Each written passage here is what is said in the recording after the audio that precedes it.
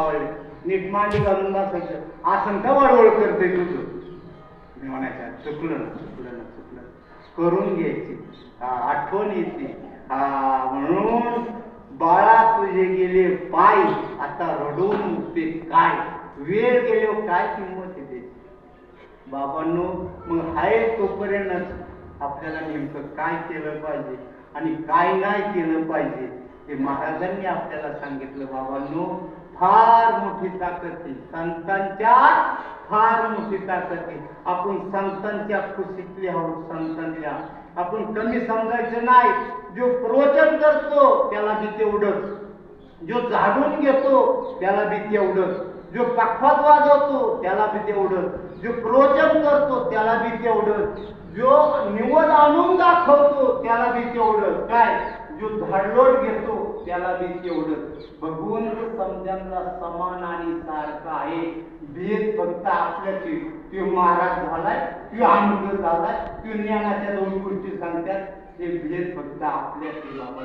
म्हणून भगवंताचं नामस्मरण असे ते कधी शिळ होत नाही. फक्त भगवंताचं नामस्मरण कवा बी घ्या, पुढं बी घ्या, कसं बी घ्या. काय आंघोळ करा नाही तर नका करू, चालते. झोपतून उठला कपडे बांधला नाही तर बदलू नका, चालतंय. काय गावाला गेलं तरी चालतंय, खाली बसलं तरी चालतंय, उठलं तरी चालतंय, बसलं तरी चालतंय. फक्त राम कृष्ण हरी, ज्याचा जसा त्याचा गुरु असेल त्याचं तसं नामस्मरण.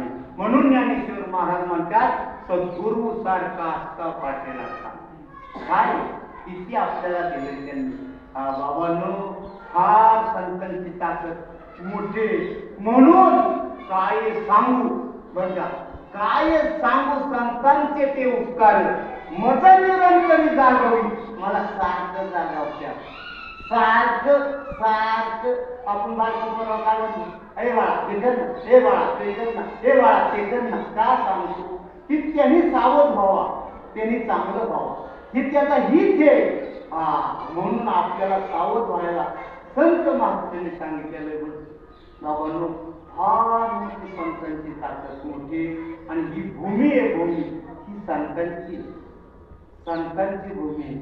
आणि सर्वन भक्ती संगत श्रेष्ठ, सर्वन भक्ती संगत श्रेष्ठ. प्रवचन केलं मी, म्हणजे मी निमित्त बोललोय, मला गर्व येतो. मी कीर्तन केलं, मला गर्व येतो. मी भजन म्हणलो, मला गर्व येतो. माझ्यासारखा मग कुणाला येत नाही म्हणून. मी हरिपाठ केला, मला गर्व